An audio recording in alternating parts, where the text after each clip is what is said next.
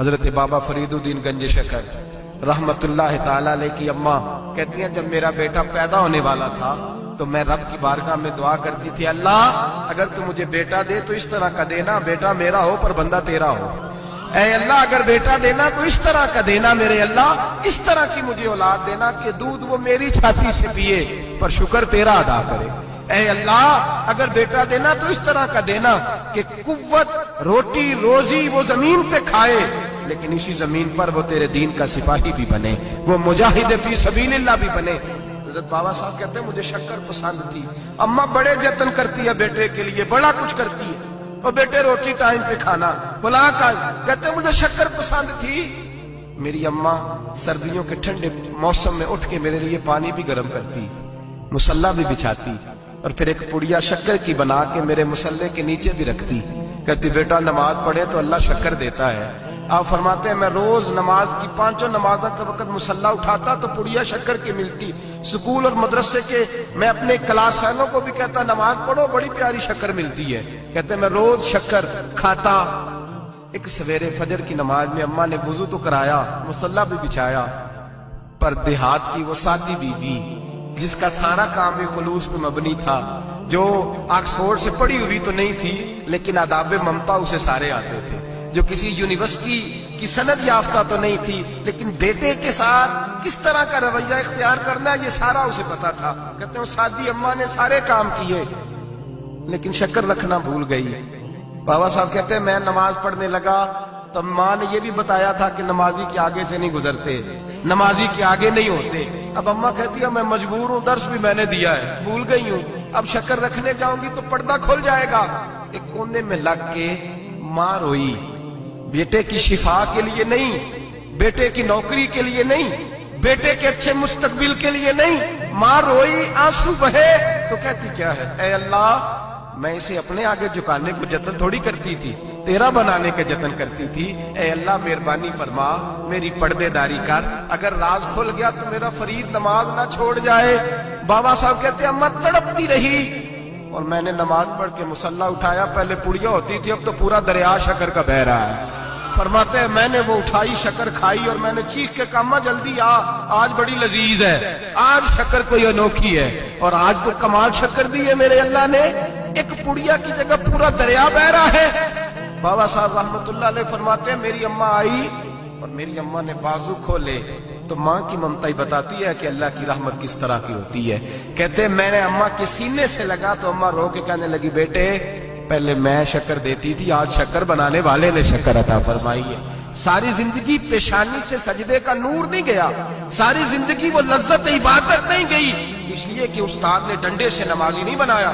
اس لیے کہ پیر صاحب نے یہ کہہ کہ نمازی نہیں بنایا تھا کہ نماز پڑھو گے تو روٹی میں برکت ہو جائے گی، اس لیے کہ علامہ صاحب کا وہ بات سن کے ہم نمازی نہیں بنے تھے کہ جس نماز میں بتایا جاتا ہے کہ بیماریاں ختم ہو جائیں گی نماز پڑھنے سے، اماں نے رب سے جوڑنے کے لیے نمازی بنایا تھا۔ ساری زندگی بابا صاحب کہتے رہے اٹھ فریدا ستیا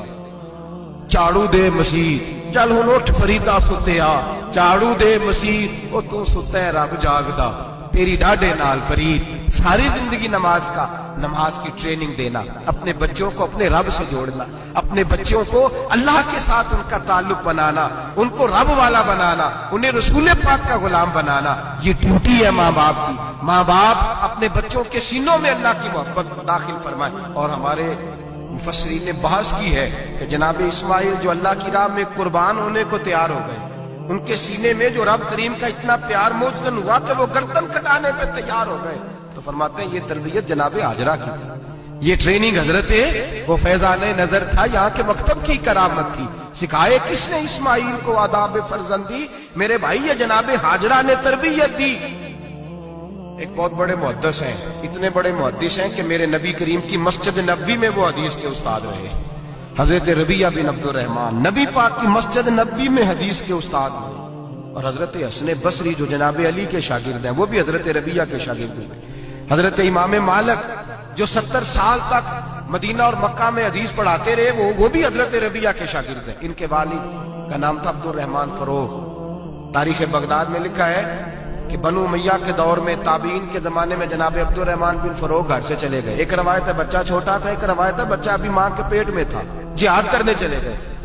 اس دور میں یہ جہاد ہوتا تھا کہ ایک علاقہ فتح کیا تو مسلمان اگلے علاقے میں چلے گئے، اگلا فتح کیا تو اگلے علاقے میں، ایک کے بعد دوسرے لوگ پلٹ کے نہیں آتے تھے۔ حضرت عبد الرحمن گئے 30,000 دینار بیوی کو دے گئے، کہنے لگے سنبھال کے رکھنا، اور جہاد کرنے نکلے تو 27 سال تک گھر ہی نہیں آئے،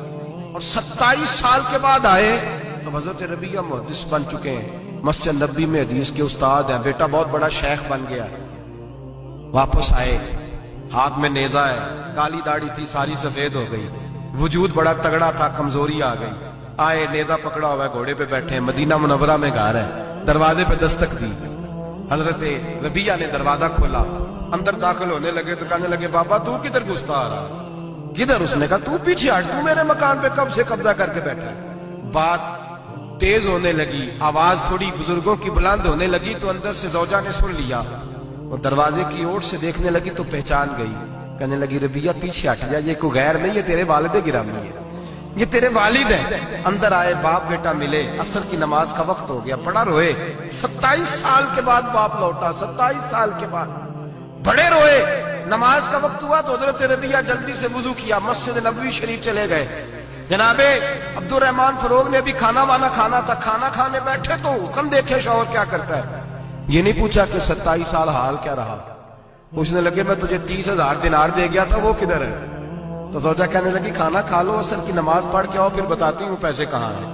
آپ کی رقم بڑی اچھی جگہ پہ محفوظ ہے۔ کہتے ہیں میں نماز پڑھنے مسجد گیا، عصر کی نماز کے بعد میرے نبی پاک کے منبر پر ایک نوجوان بیٹھا ہے، گھر میں تو ان کا انداز ٹوپی پہننے کا تھا نا، سادے عام لباس میں، مسجد نبی میں جبہ پہنا ہے، سر پہ امامہ ہے، خوبصورت لب و لہجے میں رسول اللہ کے منبر پر بیٹھ کر، نبی پاک کے منبر پر بیٹھ کر، پتہ نہیں آپ کو اس بات کی لذت نصیب ہو رہی ہے کہ نہیں، عام جگہ نہیں، نبی پاک کے حضور کے منبر پر بیٹھ کر نبی پاک کی حدیثیں سنا رہے ہیں، اتنا بڑا مقدر۔ کہتے ہیں حضرت امام مالک جیسے لوگ، خواجہ حسن بصری جیسے لوگ کاغذ قلم لے کے حدیثوں کی سماعت کر رہے ہیں، ان سے درس لے رہے ہیں۔ جناب عبد الرحمن کہتے ہیں میری نظر اٹھی، کچھ بوڑھا ہو گیا تھا، کچھ اس وقت وہ ٹوپی میں سادے لباس میں تھے، پہچان نہ پایا۔ ایک شخص سے پوچھا یار ہے تو جوان پر اس کے چہرے کی نورانیت میرے دل کو بھا گئی ہے تو جوان پر اس کا حدیثیں بیان کرنے کا انداز میری طبیعت کو گھائل کر گیا ہے، یہ کون ہے جو نبی پاک کی مسجد میں بیٹھ کے حدیثیں بیان کر رہا ہے؟ کہتے امام مالک کہنے لگے بابا جی چپ کر جاؤ، ہمارے استاد کے بارے میں اونچے لب و لہجے میں بات نہ کرنا، دیکھتے نہیں کتنے کتنے لوگ بیٹھے ہوئے خاموشی سے۔ تو میں نے کہا مجھے بھی تو بتا دو نا ہے کون؟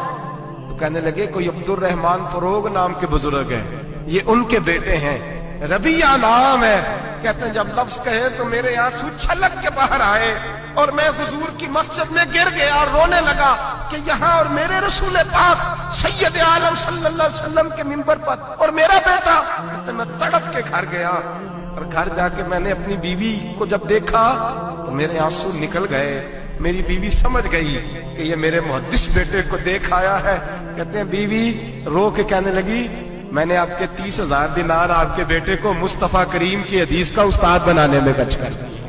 میں نے وہ 30,000 دینار خرچ کر دیے، 30,000 دینار آپ کا بیٹا میں نے۔ تو کہتے ہیں میں اپنی بیوی کی طرف دیکھنے لگا، میں نے کہا قربان جاؤں، میں اگر اللہ کے دین کے رستے میں تھا تو نے میرے ساتھ نیکی کی ہے، میرا بیٹا بھی دین کے رستے پہ لگا دیا۔ میرے بھائی اللہ سے جوڑا ان لوگوں نے، اپنی اولادوں کو رب کریم والا بنایا ان لوگوں